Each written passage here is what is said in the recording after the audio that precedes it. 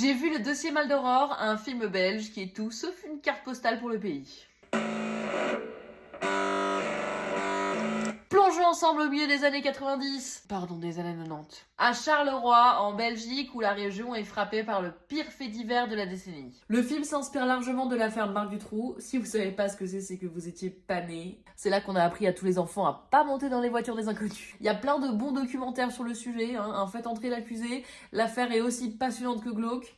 Le film met en lumière les véritables et très importants dysfonctionnements de la justice dans le pays à l'époque. On le sait maintenant, si les choses s'étaient déroulées correctement, on aurait pu éviter de nombreux drames. On suit donc Paul Chartier, qui est un jeune gendarme voyou, repenti, qui débute une vie de famille. En somme, tout va bien pour lui et il va évidemment se retrouver complètement obsédé par l'affaire. Donc dans le film de flic noir à la Olivier Marchal, et bien évidemment, on n'évite pas quelques écueils comme l'obsession qui te dévore. On voit qu'il y a une vraie volonté du réalisateur Fabrice Devels de respecter les véritables victimes de l'affaire. Sans spoiler, vraiment, il n'y a aucune scène de violence inutile. Et ça fait du bien. On sent encore partout dans le film la véritable émotion des Belges face à cette atroce affaire même 30 ans après. Le film commence à prendre des libertés avec la réalité seulement dans son dernier quart.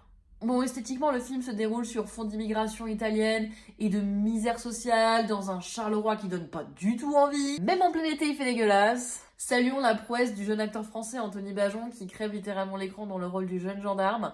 Il avait déjà gagné l'ours du meilleur acteur pour La prière de Cédric Kahn à la Berlinale 2018. Et il a beau avoir un physique assez banal, loin de celle du flic qu'on s'imagine, il est presque un peu poupon comme ça.